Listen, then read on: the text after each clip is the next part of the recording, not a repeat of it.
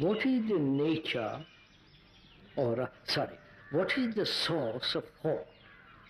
How does one go to the very source of thought so that there is a possibility of silencing thinking process itself? What is the nature, source of thought? How does one go to the very source of thought so that there is a possibility of silencing thinking process itself? It's a wrong question.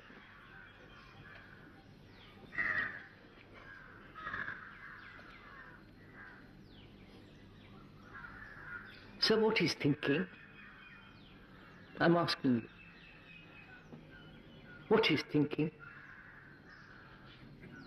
You do that all day long, right? When you go to the office, when you go to the temple, when you talk, when you are destructive, but what is thinking? Oh, it says.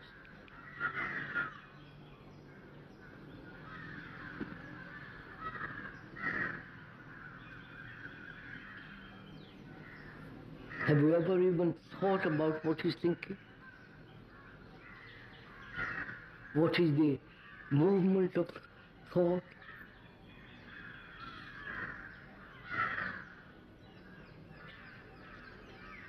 Let's begin slowly. This is the last question. It's 9:15. Huh? Yes. Good Lord. We've been an hour and a quarter here. I'm sorry. Now what is thinking?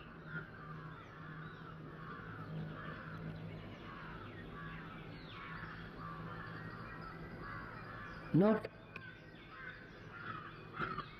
what to think, not what to think about, not what thought should do or not do, but we are asking what is thinking itself.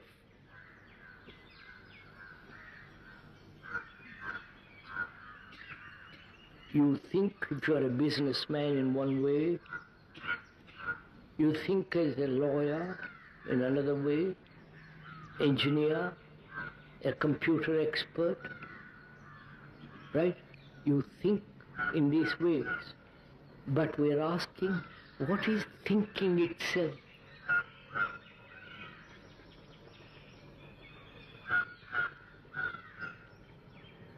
If one is asked your name, you reply instantly. There is no hesitation. Hesitation being time interval.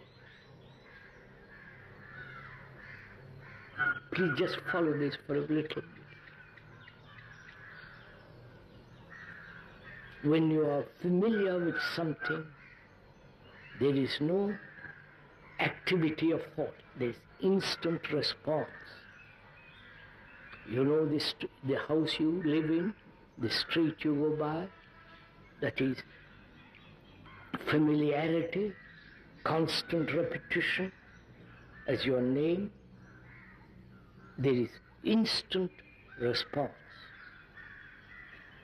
That response has been immediate because there has been past repetition.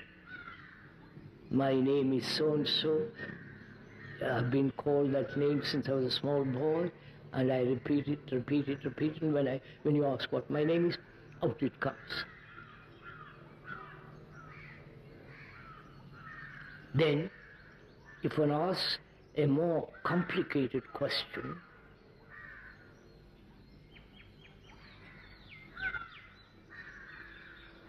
very complicated question, which is what is the distance between here and London? You hesitate, you have read about it somewhere, or you begin to inquire What's the distance? So the time interval between the question and the answer, during that interval, there is the operation of thinking. Right? That is, asking somebody, reading about it, looking to be whether it's exact and so on. That is, the operation of thinking is going on, searching. Then there is the reply. That is, between the question and the answer, there is a time interval. In that time interval, there is the movement of thought. Right? Now, if one is asked a question which is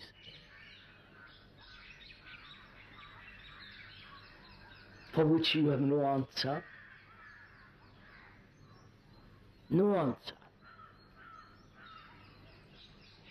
which means you are not looking, you are not waiting for it to be told, you are not searching, asking. You said, I don't know. When you say, I don't know, actually I don't know, what has happened to the quality of thinking? You're following this? Please, sir, do it with me. When you actually say, I don't know, and you mean it, not say, well, I'll find out, I'm waiting for an answer, I'm doing this. But when you are absolutely clear that you don't know, what happens to the movement of thought? Go on, sir, tell me what happens.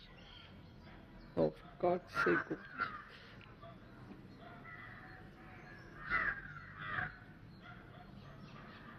The activity of thought comes to an end for them.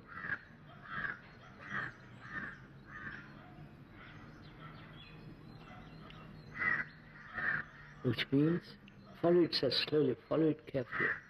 Which means, the brain is no longer seeking, asking, searching, tentatively feeling out. It is absolutely quiet because it doesn't know. Right? Do you see this? So is your mind, is your brain ever in a state of not knowing about anything? Or your brain is always full of knowledge? It follows. You're following all this. Which is, your brain is occupied with your, what you are doing, how you will tell this, quarrels with your wife, husband, business, churning.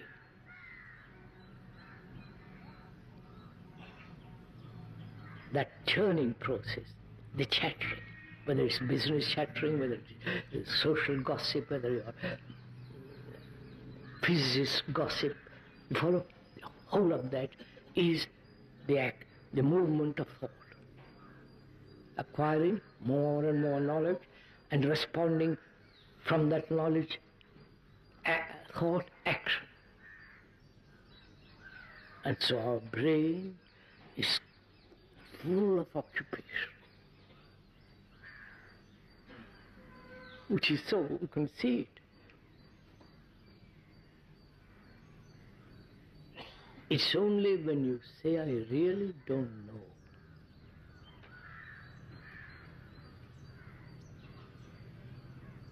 that's a very frightening state for most people.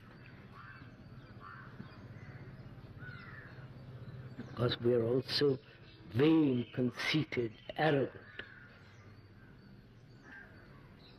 We are so full of other people's knowledge.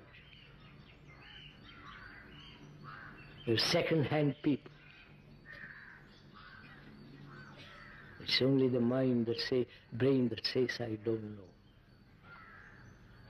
You understand the beauty of it, sirs?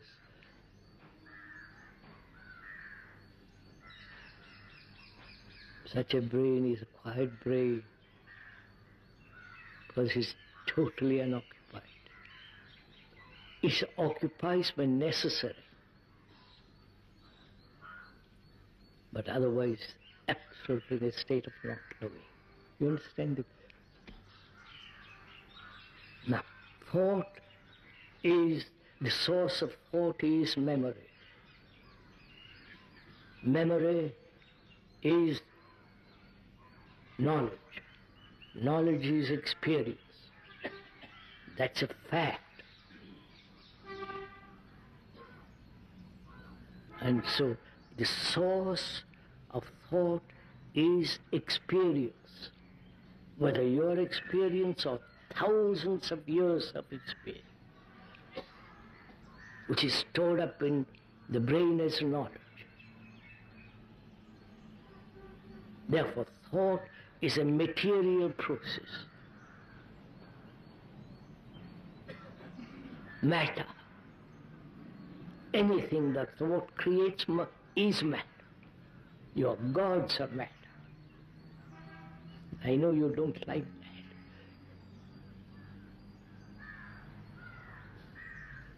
There's nothing sacred in thought as created.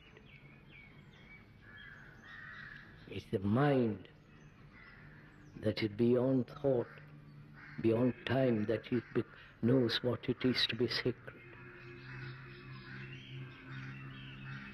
That's it.